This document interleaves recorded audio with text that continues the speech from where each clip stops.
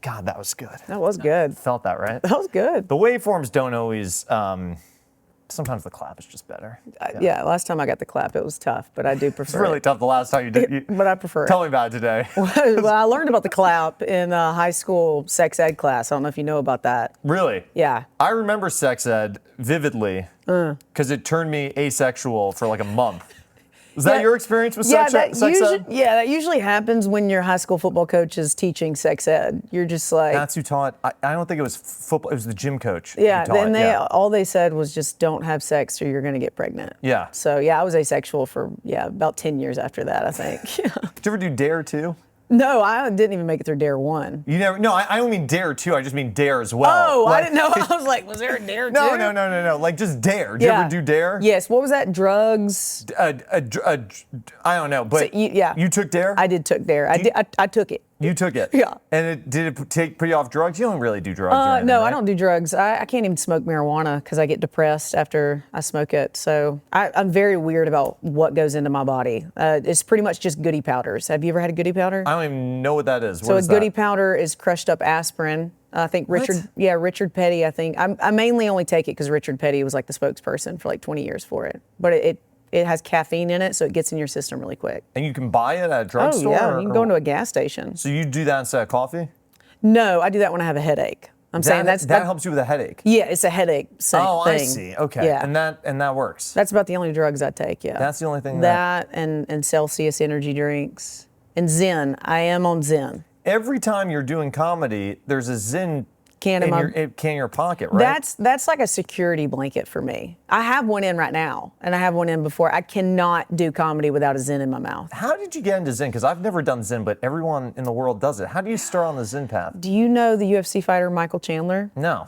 So he lives here in Nashville. He ruined you. He ruined me. We were in his hot tub on Memorial Day. Sounds kind of hot, actually. It wasn't, because I'm a flaming homosexual and he has a wife. But okay, so you were in his hot tub. We were in his hot tub. Yeah. And I may have had a little too much to drink that day. And he offered me a Zen, and it flipped my world upside down. That was it? One Zen did it? Yeah. What does it do for you? Because I've never even put one in my mouth. So it's nicotine.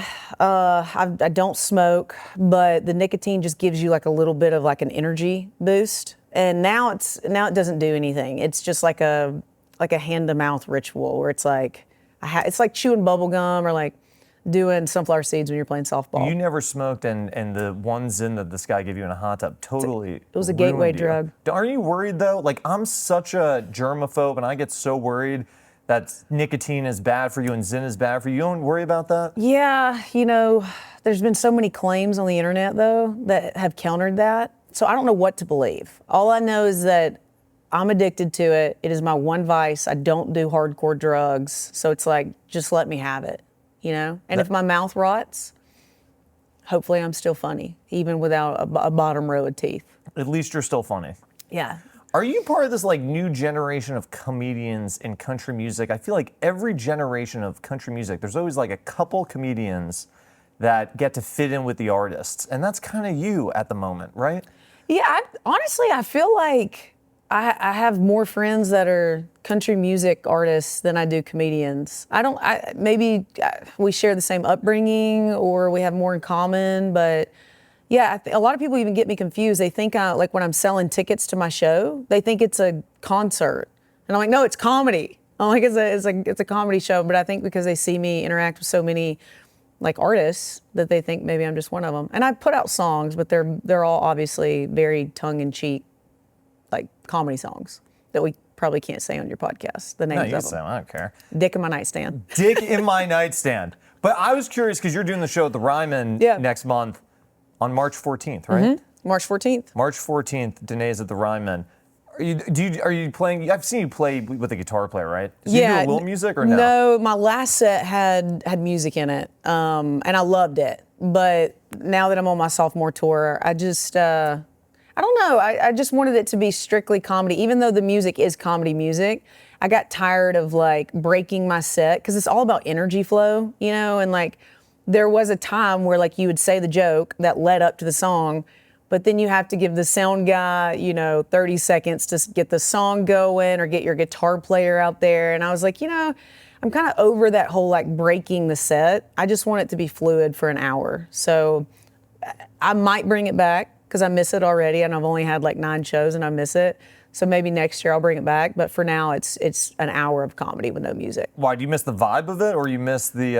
I miss singing on stage. Like that old saying that they say every singer wants to be a comedian and every comedian wants to be a singer. I feel like that's true. That's right. Because I love comedy. It's been the thing that I've wanted to do since I was a little girl. But you don't want to be a singer. No, I do not want to. I'm not trying to get my name on the Grand Ole Opry wall. But I think one of these days, though, for fun, it could be fun to like maybe do like a comedy music tour where it's like music with a little bit of comedy in between. And when I say music, I mean like the songs that I like Dick in My Nightstand, Rode Hard, Broken Condoms, like that kind of music mixed in with comedy in between. Just because I love making music and I like coming up with funny songs that go, wait, that sounded like a real song until she said she had a dick in her nightstand, you know? Isn't that, but I get so mad listening to your music because I go, it actually sounds better than a lot of other country music coming out that's not supposed to be funny. It sounds really good. I've been blessed to write with some really, really incredible songwriters. And I think that's because they get tired of like having to write for country radio. Because there's a box, you know, you can't say certain things for it to go to radio. But when they come write with me, they can say whatever they want to say. Like, there's literally no lines that we can't cross, even though it pisses my grandmother off when we do. What's the status of the comedy community in Nashville? Do you feel like you're a part of it? Because there's a handful of. Yeah. Do you feel in it? Are you part of that community or not really? I've met a lot of the comedians here. I feel like because my origin story of how I got into comedy it's kind of unconventional. Like I didn't start doing open mic nights and I didn't start doing it the way that a lot of comedians do. You know, like I started on social media, like this new wave of social media creators that have found a way to take what they're naturally good at on your phone screen to then bring that to a live audience. So I haven't interacted with a ton of comedians in Nashville or all over the world for that matter. But every time that I do, I just soak it in because there's so much to learn from the people that did start in the old school way, you know? I feel like so many comedians, though, come up in tribes of other comedians, whether it's like Second City or SNL or like the Laugh Factory or whatever. Yeah. But I feel like you don't strike me that you're in this community of other comedians. It feels like you're out here kind of on your own. Do you feel that way or no? Yeah. Oh, for sure. Yeah. I feel like there's a part of me that just doesn't resonate with a lot of other comedians because I'm not naturally in that scene. I didn't start there. I started on TikTok, you know, and now I've seen where a lot of these comedians started in the conventional way and they weren't on social media and they've been able to headline shows based off of that. And now they're getting on social media and it's just opened up an entire new audience that's never seen them before. So I think there's pros and cons to doing it either way. I would never change my origin story because I feel like my fans are just ride hard fans. Like when they show up at a show, there's things that they've remembered from my TikTok or my Facebook or my Instagram that I said 4 years ago that I've forgotten that I've said, but they didn't forget it. It was their favorite joke or their favorite sketch, and then they bring that energy to the show. So I always say there's 1,000 ways to cut the pie. I mean, you know, and I would never discourage anybody from doing it and marching to the beat of their own drum because, you know, like I'm getting to headline the Ryman 2 years after starting stand-up, but my comedy story didn't start 2 years ago. It started a decade ago. It just looks different than a lot of people's. Who would you want to talk to about comedy, though? Cat Williams. Who's Cat Williams? Is that a famous person? Is that person massive? Bro, you have got... School me a little, Danae. Who is Cat Williams? Cat Williams is, in my opinion, the greatest stand-up comedian. Are you kidding me? No, dude. He's a black comic, and I resonate with black comics more than any white comic out there. I think black comics are I would go on record saying that. I think they're 1,000 times funnier than anybody else. What makes them funny? Is it material that they can talk about that no one else can talk about? What makes them funny? I think it's their cadence, their delivery, their swag. Like Cat Williams, Dave Chappelle, Kevin Hart, Bernie Mac, Mike Epps. Like the list just goes on. Like I've always resonated with watching Black TV, like Friday. I don't know if you've ever seen the movie Friday, Friday After Next. Like my dad, which is crazy, this white guy from Alabama, he just exposed me to so many black comics growing up. Like I had the Dave Chappelle double DVD when I was 10 years old. No 10-year-old should ever be watching Dave Chappelle. Like it's crude, it's off the wall, but he shaped so much of my sketch comedy because he had his own sketch show, the Dave Chappelle Show. And so watching him play all these different characters and create a world of just that he just literally curated out of his own mind and then be able to play it in front of the camera is what I took that formula, not saying I'm anywhere near Dave Chappelle, but I took that formula and I applied it to TikTok of creating my own sketch show, but it's just on my TikTok channel, you know? Okay, so if you sit down with Dave, what are you going to ask him to feel a little less alone in this world of comedy? God, what do you want to know? I don't even know if I could. I would just want to talk to him. I don't know if there's anything I would ask him in particular because I think you have to just figure it out on your own. I feel like you have to, you know, there's so much about, like I've asked people questions, but until you're up there just doing it on stage, like getting the reps in, you know, I would just want to talk to him and just be like, what was the worst crowd you've ever performed in front of? What was the best crowd? What made it the best crowd? What have you learned from, you know, 1996 to 2026? I could probably just sit and talk to him for 4 or 5 hours. I mean, he's one of my favorites. I got to see him at Bridgestone, and it's crazy when you're sitting in a arena with 18,000 people. That's a tough room to control the energy in with comedy. With music, I feel like it's a lot different. But 18,000 people, sometimes that's not the best setup for comedy. Sometimes a room this size is better for comedy, you know? So I'd want to ask you, like, what's different about your performance when you're in front of an arena crowd versus like a comedy club crowd? And how do you bring that same energy that like lights a comedy club on fire to make it feel like a 200-seater room when it's actually, you know, close to 20,000 people? Probably questions like that. What do you wish someone would ask you? Like, you must have some info now from doing this from a couple of years. Like, you must think, like, God, if I could be such a resource for a young comedian coming up who's even been doing this less than I have. Like, what should someone ask you about comedy? I would hope they would ask me, like, how were you able to? The first time I ever did stand up was a headlining show that was an hour, where a lot of people start with 3 or 4 minute open mic nights. So I would want them to like crawl into my mind and be like, how in the world did you have the confidence to go stand up in front of a crowd, you know, for an hour for the first time? Because like a lot of people can't fathom going more than 2 or 3 minutes on stage their first time. But for me, my mind just works differently, I think, than some people when it comes to like, my mom asks me all the time, she's like, how in the world do you go up there for an hour and not get scared? And I'm like, the same way that you can go show a house to somebody and know all the facts about it. She's an agent, and like show all the facts about it. Like that would freak me out, you know? So just the way that my mind works. I mean, I lied to my agent and told him I had done stand-up before when I'd never done stand-up before. And he booked me for 7 comedy clubs, and we sold all of them out in a couple of days. And a lot of people, I think that would have scared them. Like, how in the world am I going to figure out how to do this for the first time for an hour? But I just looked at it as an opportunity of like, I know I was just born to do this. So it didn't scare me, you know? It gave me anxiety, but it didn't scare me. But I was at, I think, what was Zane's? Your second Zane's show? was my second show I've ever done. Second show Yeah. that you'd ever done. I was there. Hopefully that becomes historic. I really wanted to. But I was there and it seemed really pro. It did not seem like your second time on stage. Thank you. I think that there are comedians who could be born to do comedy who still would suck on their second time. So like those two things don't have to go together, Danae, right? Right. So I still marvel at this, that you were pretty decent. You were better than decent. You were really funny. Thank you. For your second time out. Yeah. And you've been asked this a lot in podcasts, but I still don't quite understand how you were able to do that. I don't know, man. Like I think about that, and there are parts of me that go, damn, if I knew what I know now back then, I don't know if I would have signed up for that. You know? Which is what? What do you know now that you didn't know back then? That it's hard.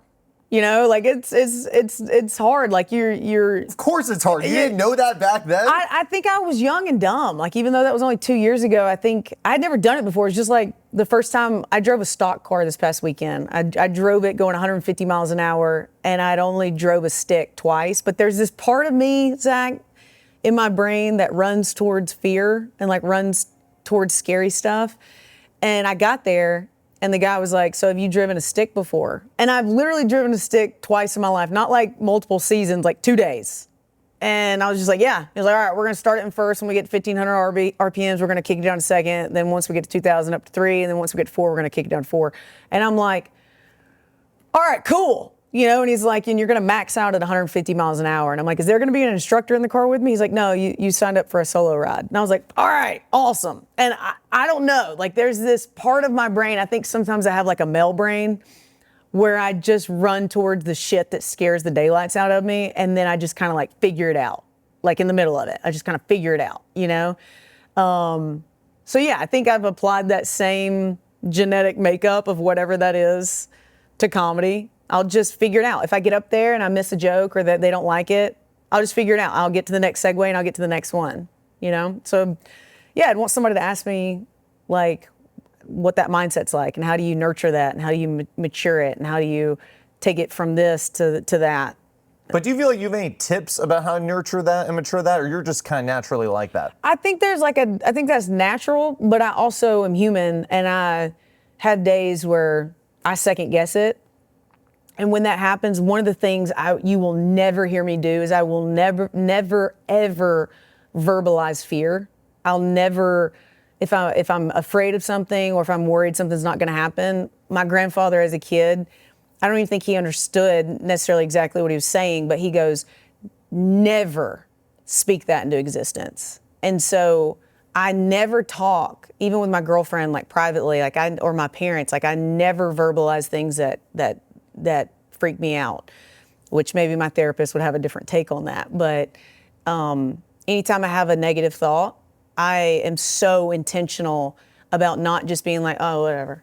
I'm like so intentional about correcting that negative thought and making it into something positive that's gonna further my career. Because thoughts for me, and I could talk about this for hours, but like thoughts for me, they have more energy than the doing.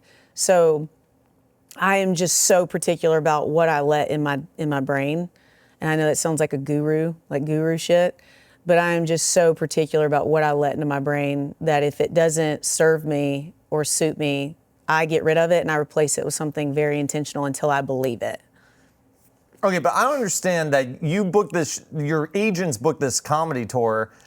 Okay, and you're like, oh yeah, I do comedy all the time. You've never done comedy before. You've spoken about this a lot, but I still just don't understand. Were you sitting in your room for hours writing an hour of comedy, or did you figure it out on stage? No, I'm not that brazen. I had about 2 months to prepare an hour. So I went through my mind and I was like, what do I want my first set to be about? And I wrote it kind of like a book. I wrote it in like chronological order. So like my first set was like growing up. Then like the second section was like realizing that I was gay and the funniness that comes with that. And then the third section was like coming out. And then the fourth section was like where my life is now. So I didn't, in my mind, that was the only way it made sense, was to like list it in chronological order. And then as I started, like, I think we did that show, the first time tour, I think we did it like 120 times. So there's through threads that started from the first show or the second show over at Zany's to like by the 120th show, it had evolved and it had changed, but like the nucleus of that joke was still kind of there, but we just polished it up and made it different. So, and some of the stuff that I wrote at my kitchen counter looked completely different once I got in front of a live audience, because I was feeling their crowd, like their energy, and I was like, oh, I originally wanted to say it like this, but they're so buck wild and crazy that I'm going to take it up a notch, you know? So it's a lot of energy feeling. And you knew what a good structure for a good storyline was, because you had watched so much comedy, because you watched Dave Chappelle. Yeah. And you had seen people do it, so you said, I know how this is going to feel right, or you knew what the arc of your set was going to be. Yeah. You felt like. Yeah, for the most part. I also just, I didn't want to be like a carbon copy of anybody. So I just kept telling myself, have the freedom to be Danae, have the freedom to be Danae. Like, you don't have to have the same cadence, delivery, and timing as anybody else. Like, if it feels natural to do it one way, just do it the way you want to do it. And that's, it's a little scary because you're like, oh, I hope they like it the way I do it, But now I've heard you say that you don't really listen to other comedians because you're worried that you're going to steal their tone or a joke or something. Yeah. So then where do you go for inspiration? My family.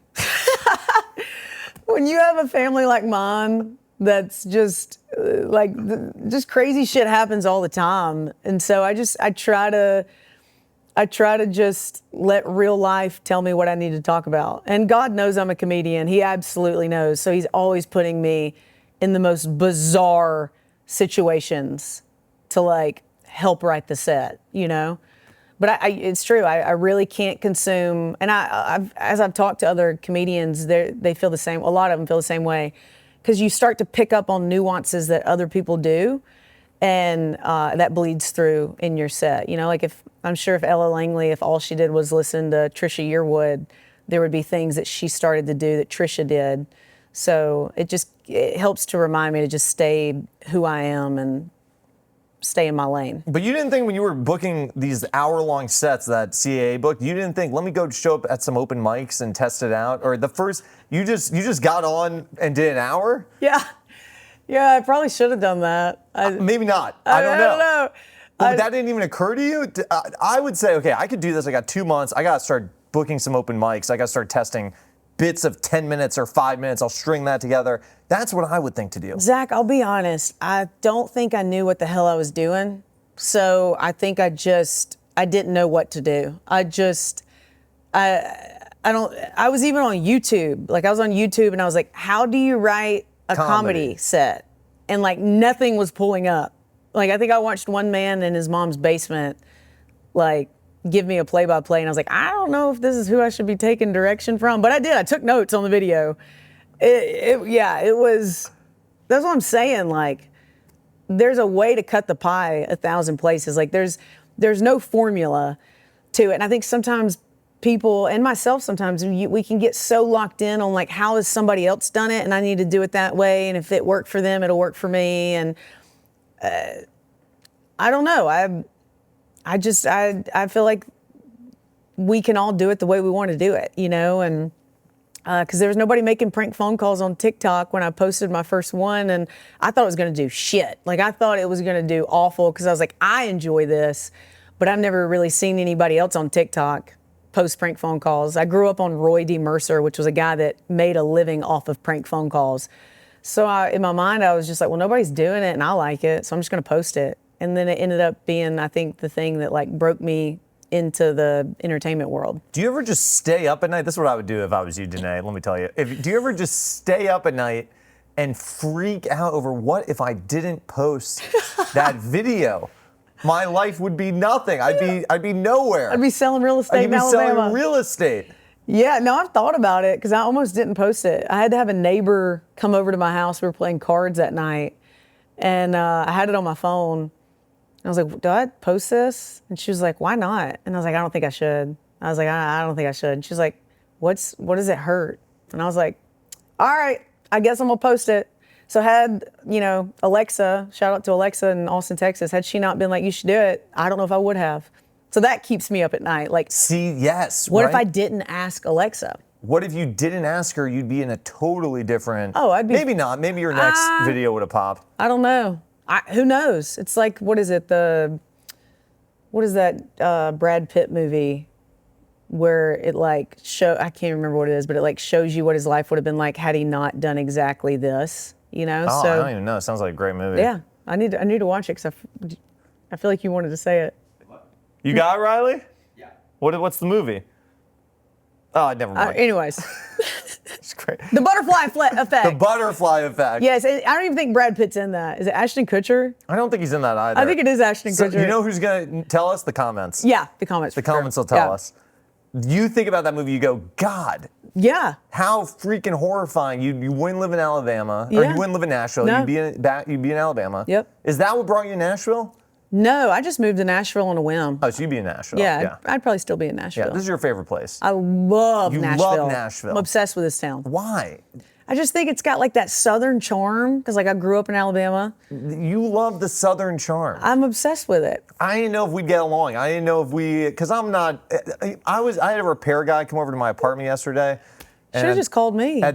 You would have done it? Hell yeah. No, I saw you on TikTok. You're like, here's my repair thing. You're watching a YouTube video, how to repair. You don't know what you're doing. Hey, YouTube University. Yeah. But the guy came over and he was so southern, and I was kind of in a thing because he was talking to me while I was on the phone. And you were like, stop. I was like, leave me alone. And I'm kind of not that friendly. That is kind of a southern thing. And at the end of it, he was like, where are you from? And I was like, New York. He's like, yeah, I could tell. Yeah. And I was like, I don't get along with most southern people. I feel like I really rubbed them the wrong way. Oh, see, I get up in there. I hobnob. What do you do? Because I've heard you say this, you're like, you go to restaurants, you love talking to all the waitresses. Oh, yeah. I hate that. Waitresses, I hate talking to any of them. I'm like, I'm here with someone else. Leave me alone. That's the only reason I go get coffee. No. Yeah, I wanna know about their grandkids. I want to like know what did they do before they became a waitress. Why is that a Southern thing? Why is that something that associated with the South? I just love connecting with people. But you think because you're Southern, that's why? Maybe, yeah, probably. Because Southerners will talk your head off. But why? Why is it that people in the South have that reputation? I think it's because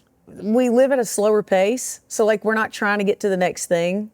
Like when we go out to dinner, we're going out because like we're not scheduling a reservation for 6, hoping to leave by 7:30. Like we're just going out to have a good time, and we want to talk to people. And I would probably be in sales if I wasn't doing comedy. If you weren't doing comedy, because I'd want to sell you on something, because I'd want to talk to you about it. You wouldn't even know you were getting sold. Like I'd have your checkbook would be out by the end of the conversation. I'm ready. Yeah. Do you ever get worried about losing your accent when you hang around too many people who aren't Southern? Yeah, when I moved out to like there's some videos of me when I moved out to California. Yeah. I lived out there for 2 years, and I did my best to stop talking with a Southern accent. And I graduated with a sports broadcasting degree, and so I worked for the SEC network calling softball games.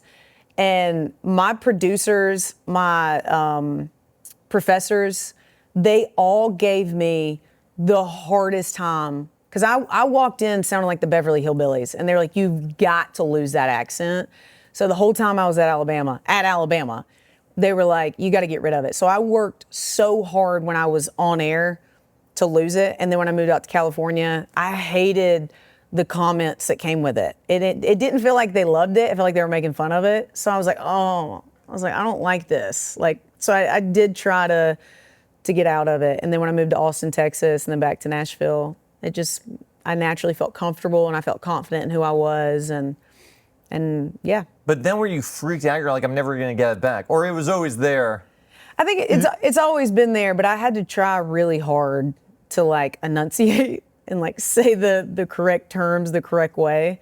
But I've grown into my confidence over the past couple of years. And I think when you're not very sure of who you are and very confident, in who you are, it's easy to let the world sway you into what you think they want you to be. How much of your just brand though is built into the accent? I feel like it's really important for a comedian, right?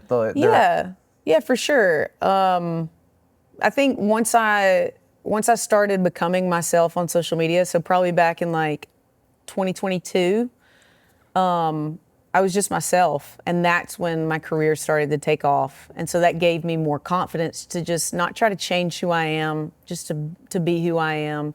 And so naturally, I think people know me as the Southern girl, because I grew up in a 1,000-person town in Alabama. It doesn't get much more Southern than that. But I tried to outrun that for a while, because I didn't really like who I was. Okay, the Ryman show is on March 14th. Yeah.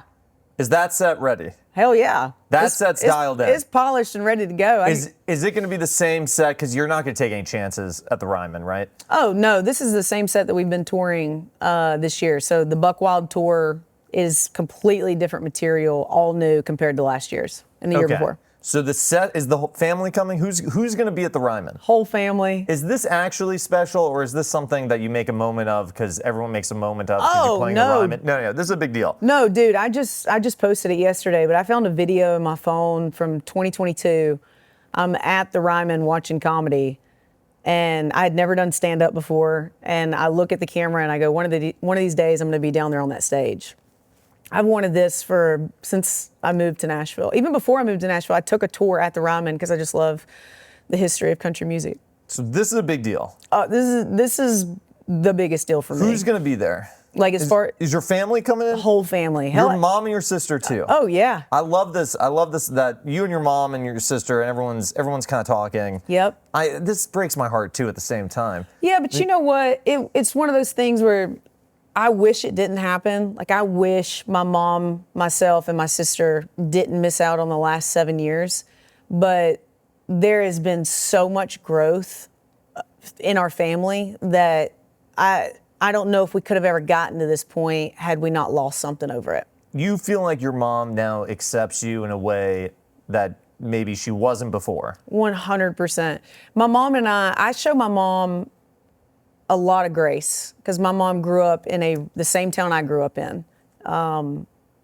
We didn't talk about gay people in the 1990s. She was born in 1960 something, and hell, they weren't talking about it in the 70s and 80s. So I have to show my mom grace. She grew up in a different time than I did, and I told her what I needed, and we got to that place, and yeah, it's been a beautiful thing. Was it because of your success that she accepted you, do you think? No. I've gotten a lot of those comments, and does that piss you off? You go, that's such a... Well, the funny thing is, a lot of people don't know, my mom is very successful in her own right. My mom has done very well. So if it was success related or financial gain, then it doesn't make sense for the plot.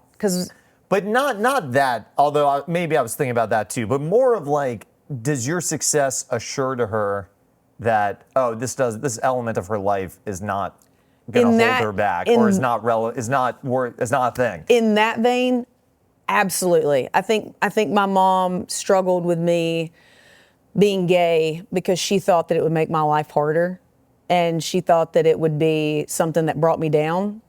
And as she's watched my career flourish and do the absolute opposite of what she thought was going to happen by me being openly gay, living in Alabama, I think it's shown her that this isn't a big deal anymore. This was something that was ingrained in her as a kid.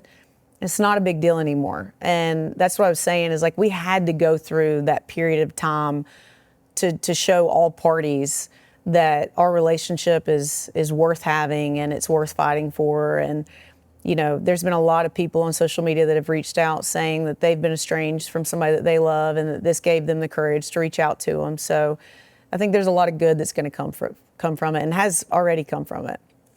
Okay, the Ryman show is coming up. Mom and sister are going to be there. Yep. Dad's going to be there. Yep. We love Dad. Your dad sounds like such a great guy. He's a hoot. We love Dad.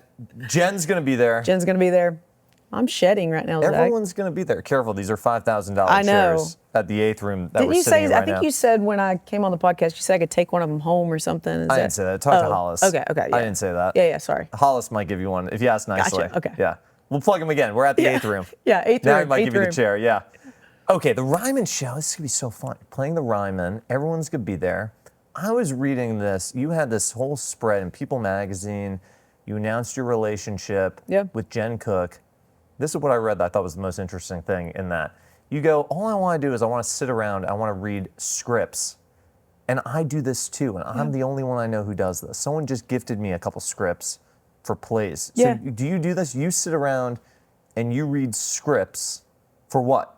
Well, so Jen's an actress. She's an actress. She's an actress. I have been in one movie, but the goal is to get into TV and film. So Jen and I, it's like we just play acting class during the week. She'll print off, like the last one she printed off was The Morning Show. I got to play Jennifer Aniston. She got to play Reese Witherspoon. And we just try to embody the characters in the way that we would want to play them. So it's fun because like I don't really have a ton of friends that are actors. So like when I cold read with somebody or like I want to like really nurture a character, Sucks because they're not just like, giving you anything. you know, whereas Jen is a phenomenal actress and like she truly brings Jen to her roles and like really like puts the work in. So she's made me a better actor just by simply reading with her. But yeah, I'll read anything, TV shows, movies, plays. I love acting. And that's what I did on social media for all these years is just act like with my sketches. So you're gonna write a sitcom, right? You're writing a sitcom. Is it already written? The pilot is written. The pilot is written. That's all you need, right? Yeah, the pilot is written. That's all you need. The pitch deck's written. So now what do? CAA helps you with it? Yeah, we've already sent it out to several different production companies, and I can't say too much about it because the ball is rolling. This would be the greatest thing ever, though. This is what you're really chasing. Oh, dude. You're not trying to be a musician because you said earlier you're like every comedian wants to be a musician. You want to be an actress. An actress with a sitcom. Yes. Yes, right. That is the goal. About the sitcom though. Is the sitcom Southern themed? 100%. It's got to be, right? Yeah. Yeah. I'm not playing a New Yorker in there. Is it a fish out of water story? Like it could be like you in New York being a Southerner. Nope. No. Okay. That's all I'm gonna say. This sitcom that I'm writing is for the middle of the road blue collar families out there that have a dynamic that whether it's a Southern family or it's a New Yorker family, we all deal with a dysfunctional family.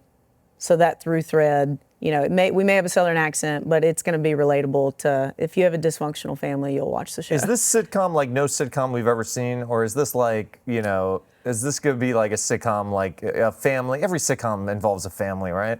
Get rid of the family. I'm thinking no family for this sitcom. I'll say this: the family dynamic is different than anything I've seen on TV, and it involves some playmakers in the entertainment business that are going to hopefully, once we get this ball going, are going to play some pivotal characters in there. And you're going to be in it. Yeah. Are you going to be yourself, Danae? You can't talk about it. You've already said too much. I don't know. You can't talk about We'll this. see. You've already said too much. We'll see.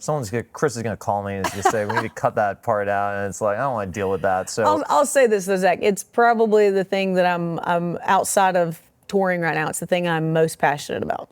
Yeah. Okay, so the Ryman's coming up. What do you do after the show? Do you have a party plan? God, in my mind, I've thought about doing this. Yeah. If I don't do an after party, thought about hiring a private chef that knows the Waffle House menu, and I bring them to my house, and they cater Waffle House for my whole family. Warner did that once for a CMA party. I think that's what I might do. So just my whole family comes to my house. You don't really like Waffle House, though. Every time I go to Waffle House, I leave feeling so nauseous. Do you not leave feeling nauseous? I feel invigorated, son. What is wrong with me? Every time I go, I feel like I literally feel dizzy. That's because you got that New York gut. That is what it is. Your gut's not primed for that. If I keep eating it, am I going to build up a resilience to absolutely. That, COVID, pneumonia, everything. You just keep doing it. Yeah, you got to get the All-Star Special. Like, what is everyone who watches this is a fan of you, they're going to be making fun of me. What is the All-Star Special at Waffle House? You need to get, because it gives you kind of a little bit of everything. That's not what I want. It used to be like $7.50. What is it now? I want to say it's like $12.50 now. It's tariffs. Yeah, brother. They got the tariffs on Waffle House now. Yeah. You got to get the eggs over easy, some crispy bacon. I like my hash browns, just hash browns. I don't want it, smothered and covered and all that shit. And then you get a waffle, maybe a side of grits. I love waffles, but those waffles are too thin to me. I like a thick Belgian waffle. You're gonna have to cut this out. Like don't put my face with you saying that. This might be the headline. Yeah, this might be the title. Don't put that shit with my face. Are you serious though? You think I can't even get into this. Listen, every time I go, it trips me out. Waffle House is one of those things where it's like when a storm happened in our neck of the woods. If you drove by the Waffle House and they still had the lights on, you knew it wasn't going to be that bad. I understand that. Do you know about the Waffle House meter, or there's a Waffle House metric? That there is a real metric for how bad a national storm is. Based off of how many Waffle Houses lose power? Exactly. Damn. And they actually track it. It's a real thing. Fun fact, give me a fun fact They tonight. wanted to put Dick in My Nightstand on the jukebox in Waffle House. Why didn't they? Well, I'm dragging my feet on the paperwork. You have to like license it and all that shit. Who cares? Give it up. Let people. know. You're not gonna make any money on the streaming anyway. I know. It's Give like it out. Give it up. Who penny cares? to the $100. What are you worried about? That's another thing. People always think you make so much money on streams. I know. It is ridiculous. So what do you care? Just let it be in Waffle House. I know. That would be incredible, I wouldn't should. it? Could you imagine my grandmother going to a Waffle House and hearing her granddaughter sing "Dick in My Nightstand"? That is so much better than any amount of money you're going to make by not licensing. agree. Just give them the whole thing. Who cares? Let me just call him right now. Call them right now. Who do you talk to? Have you been with the CEO of Waffle House? Not yet. I'd love for them to sponsor You my got me tour. in. That would be that would be banging. Danae dude. Hays, you're great. You're so special. Thank You you. are an example of just get it done. Just don't come up with any excuses. You've never done comedy. You're going to do comedy next month. You're going to do an hour. It's like, who cares? Just go do it. go out there and just do it. license your song to Waffle House. I'm doing it, brother. As soon as I get out to my truck, the song will be on the jukebox. Are you just saying this for the No, podcast? no, I or swear. Did I convince you? No, I need to call my contact that I have and just be like, hey, I'll get the paperwork done. I'll send it over Who to you by tomorrow. cares? Come on. Everyone's too precious with their music, and it's like, just get it in the jukebox. That's Yeah. way better. Then the content you make, you'll go to Waffle House, you'll put that song on repeat. I agree. You'll keep putting I'm quarters gonna- into the jukebox. I'm gonna wait to play it until like Sunday after church. Once the church crowd files in, then That's when you want to do then it. I'll go in and film the content, And you'll make a difference. and I'll make a difference. Hey, I'm going to throw something out, and you can Yeah. shoot this down, because this might be super annoying. But can we prank call someone? Yeah. Is that allowed? Who do you want to call? Who should we call? I was thinking like my mother, but she might have a heart attack. She in New York? Yeah, she's in New York, yeah. What is we can call her. What is she gonna say if a gal with a southern accent comes on though? I don't know. You know, the only I don't know. the only problem, Zach, is We out of time? What do we have? no, let me see if I still have so I have an app on my phone where I can call people and change the area code. Oh. So let me see if I Can still we do have. that? Well, let me see. How are we doing on time? What time is it? All right, we're gonna wrap this up, and then we're gonna do this. We're gonna do a call, and then we're gonna quit. Let me see. I have to re-download the app. Give me one This second. is Danae Hays getting ready to do a prank phone call. She'll probably pick up anyway. She's not gonna track your number. Let's see. I was thinking of someone else we could call too. Yeah, what if we just called your mom from my actual number? She's not gonna Yeah, do what's anything. her number? Well, hold on, what's her name? Her name's. What part of New York does she live in? She lives in Westchester, New York. Does she have a car? She's got a car, yeah. Okay. But the thing is, her car might be right in front of her house. Like, if you're gonna be like, "Hey, I just hit your car," the car is probably be right in front of their house. I guess- And there's a huge snowstorm right now. Okay. Think about the snowstorm. Does she have any animals? No. She would never have any animals. Okay. She would have. I'm trying to think of like a way to rile her up. They have a house in Vermont. Okay. You should tell them something about the house in Vermont. Okay. What do you know what street the house is on? Okay. I have no idea. We may have to cut this out. It may go absolute shit, but we'll see. I'll jump in. If it's going bad, I'll jump in. Hello? Hey, is this? Who's this? Hey, this is Sharon. I live about 2 miles from you in Vermont. I'm calling from my Nashville number because I have a second house here. I wasn't sure if you'd pick up. You live over on Hill, is that right? I'm sorry, why are you calling? Cause there's a UPS truck stuck in your front yard, and they've got about 4 tow trucks out there with winches, and they have just tore your side up. They hit an oak tree or some sort of tree out there, and they put a chain over one of the branches, and they've hooked that chain up to the front of that UPS truck. And I called the fire department because I just didn't think you'd want all that. Thank you. Yeah. Sharon, I have to run into a meeting. Can I give you to my husband? Yeah. Okay, hold on a second. Hey, Sharon, this is. Hey, listen, they got y'all's yard fucked up. That's horrible. I know. I went over there because I got one of those big Toyota Tundras lifted, and I got my truck stuck. And so I got a tow truck coming out there. But right now, I bet we got 8 trucks out there. And to be honest with you, I hate to hit you with this, but I'm probably going to have to sue y'all. Hey, It's a prank call. It's me. It's Zach. It's a prank call. We're doing a podcast.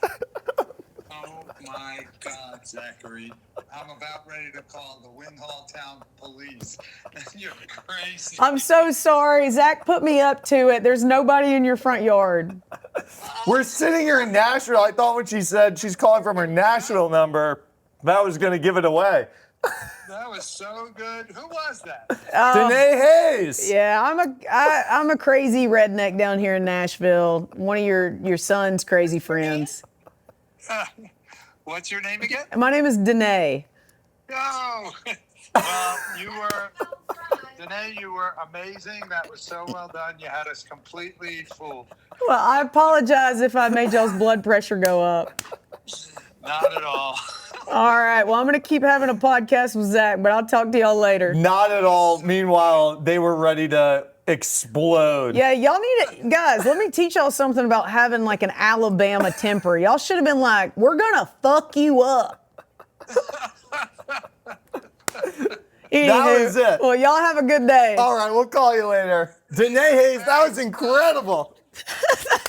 Danae Hays, that's how you do it. All right, next time I have you on, we're going to talk about prank call etiquette, how to do it. Yeah. Because you're special at this. That was incredible. We'll do it, brother. God. Man, I love your parents. They've got a crazy ass accent, though. Yeah, they're great. They're the best. That was like, you thought my accent was thick. They were like, what are you doing? Like, no, I don't hear that. To me, they just sound normal. Like they don't have any accent. She was like, I'm putting my husband on the phone. I was like, what? That's what to me, they just sound flat. No, that was wild, dude. They could play like a Modern Family or like Family Guy character. Like that was cool. Yeah.